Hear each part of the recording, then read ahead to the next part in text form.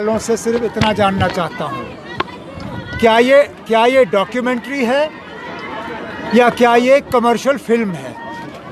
अगर ये डॉक्यूमेंट्री है तो फिर हम मान के चलेंगे कि इसमें जो आपने दिखाया सही दिखाया है, लेकिन फिल्म बनाने वाले भी कहते हैं कि it is based on reality but it is not a documentary.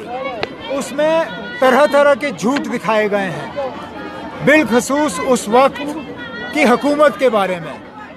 हकीकत ये है कि जब ये वाक़ये हुए, जब कश्मीरी पंडित यहाँ से निकल गए, उस वक्त फारूक अब्दुल्ला वज़ीर आला नहीं था, उस वक्त गवर्नर राज था, जगमोहन साहब गवर्नर थे, वीपी सिंह साहब की हुकूमत थी। और वीपी सिंह की हुकूमत के पीछे कौन खड़ा था? बीजेपी की हुकूमत थी मरकज़ में। जब कश्मीरी पंडित यहाँ से चले गए तो ये क्यों नहीं दिखाते हो आप पिक्चर में? फारूक अब्दुल्ला को तो आप दिखाते हो, लेकिन वीपी सिंह के पीछे बीजेपी को क्यों नहीं दिखाते हो? वीपी सिंह की हुकूमत थी उस वक्त जब निकले। तो ना ये सच्चाई के साथ इस तरह खिलवाड़ करना ये अच्छी बात नहीं है। और आपने सही कहा, यहाँ सिर्फ एक कौम ने कुर्बानियाँ नहीं दी। अगर कश्मीरी पंडित मरे हैं, हमें उसका बेहद अफसोस है, नहीं होना चाहिए था। लेकिन क्या कश्मीरी मुसलमान नहीं मरे? क्या कश्मीरी सरदार नहीं मरे? अगर यहाँ लोग घर से निकल गए, बेघर हुए, तो उसमें सब मज़हब के लोग शामिल हैं। मुसलमानों ने भी अपनी मकानें छोड़ के, कश्मीर छोड़ के, कुछ तो अभी तक वापस नहीं आए। हमारे सिख भाई बहन वो भी छोड़ के गए, हमारे कश्मीरी पंडित भाई बहन भी छोड़ के गए। हमें इस बात का अफसोस है और हम कहते हैं ना, माहौल ऐसा बनना चाहिए कि ये वापस आएँ।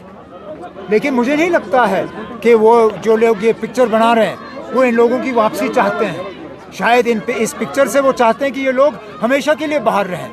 लेकिन हमारी जब तक नेशनल कॉन्फ्रेंस है, हम इस समय आप जम्मू कश्मीर के पूर्व मुख्यमंत्री उमर अब्दुल्ला को सुन रहे थे। उनका क्या कुछ कहना था।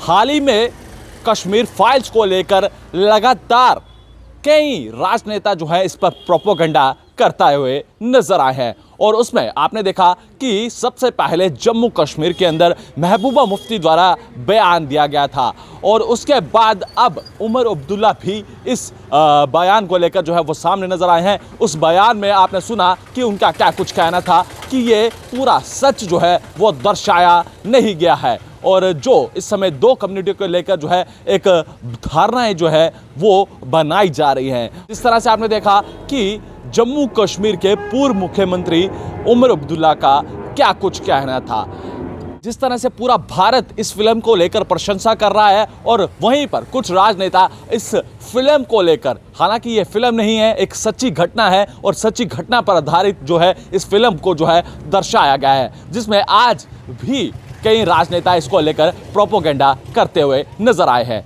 तब तक के लिए आप बने रहे JK 24/7 के लिए। कैमरा पर्सन दीपक कुमार के साथ, धन्यवाद। से सिर्फ इतना जानना चाहता हूँ, क्या ये डॉक्यूमेंट्री है या क्या ये कमर्शियल फिल्म है?